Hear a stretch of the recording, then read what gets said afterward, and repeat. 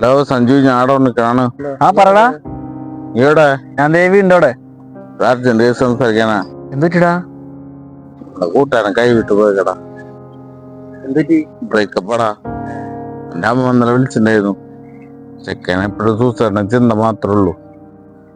അവനൊന്നും ശരിയാവില്ല. പിന്നെ ഒറ്റപ്പെടല തോന്നുന്നുണ്ട് എനിക്ക്. അതിന് നിന്റെ അടുത്ത് പറഞ്ഞയക്കണേ. പിന്നെ വാട്സപ്പില് ഫോട്ടോ നമ്പറൊക്കെ അയച്ചിട്ടുണ്ട് ഞാൻ അതിലേക്ക്. അവിടെ എത്തിക്കഴിഞ്ഞാൽ നോക്കണം കേട്ടാ. എന്നിട്ട് വിളിക്കണ്ടാ. ഞാൻ നന്നായി നോക്കണം കേട്ടാ. നീ ഒന്നുകൊണ്ടും പേടിക്കണ്ടേ, ഞാൻ നോക്കിക്കോളാം. ഹലോ അമ്മേ, പേടിക്കണ്ടാ. അല്ല കാര്യം ശരിയാക്കിണ്ടാ. അല്ല അവനൊരു കുഴപ്പം വരില്ല. ആ ശരിയെന്ന്, പേടിക്കണ്ട. ആ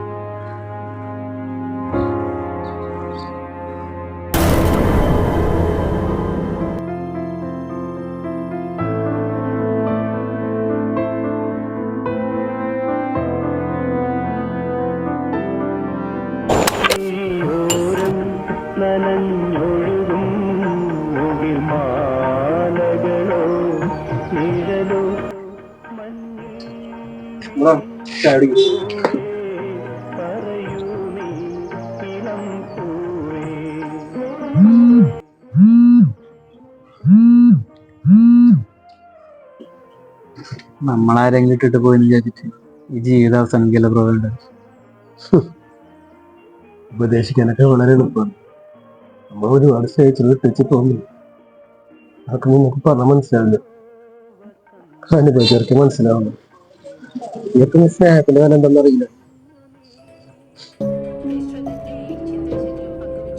പോട്ടെ, നമുക്കൊരു സ്ഥലം വരെ പോയല്ലോ. വാടാ, വാ, വായോ.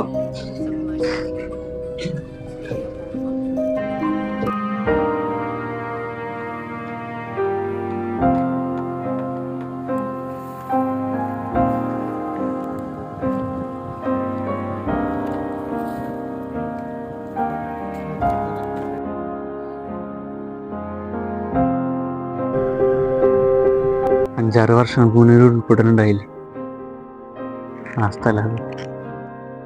ആ വലിയ പാറ വന്ന് എടുക്കണം എൻ്റെ വീടമ്മല. ഞാനൊന്ന് ഹോസ്റ്റലിൽ നിന്ന് പഠിക്കാറുണ്ട്. ഞാൻ എൻ്റെ അമ്മേനെ ഇന്നും വിളിക്കാറുണ്ട്. ഒരു ദിവസം വിളിച്ചപ്പോൾ ആരും ഫോൺ എടുത്തില്ല. ഇവിടെ വന്നപ്പോൾ വീടുമില്ല, വീട്ടുകാരുമില്ല, ആരുമില്ല. അന്ന് എനിക്ക് ജീവിതം അവസാനിപ്പിച്ചാലോ തോന്നിയത്. കേരളത്തിൻ്റെ നാനാഭാഗത്തുനിന്ന് ഒരുപാട് പേരെന്നെ സഹായിച്ചു. അന്ന് എനിക്ക് തിന്നാൻ ഒരു പൊതിച്ചോറ് കിട്ടി. അതിലൊരു കത്തുണ്ടായിരുന്നു, ആരോ എഴുതിയ ഒരു കത്ത്. ഈ പൊതിച്ചോറ് ആർക്കാണ് കിട്ടുന്നതെന്ന് എനിക്കറിയില്ല. പൈസയായിട്ട് സഹായിക്കാൻ എൻ്റെ കയ്യിലൊന്നുമില്ല മക്കളെ. പക്ഷേ ഒരു നേരത്തെ വിശപ്പകറ്റാൻ എന്നെ കൊണ്ട് പറ്റും എന്ന് സ്വന്തം അമ്മ. അന്ന് എനിക്ക് മനസ്സിലായി, സ്നേഹിക്കാനും സ്നേഹിക്കപ്പെടാനും ഒരുപാട് പേരുണ്ടെന്ന്.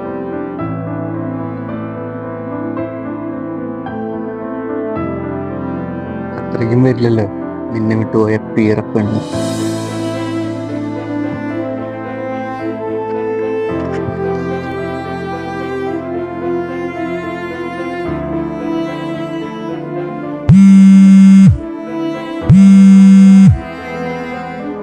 അമ്മ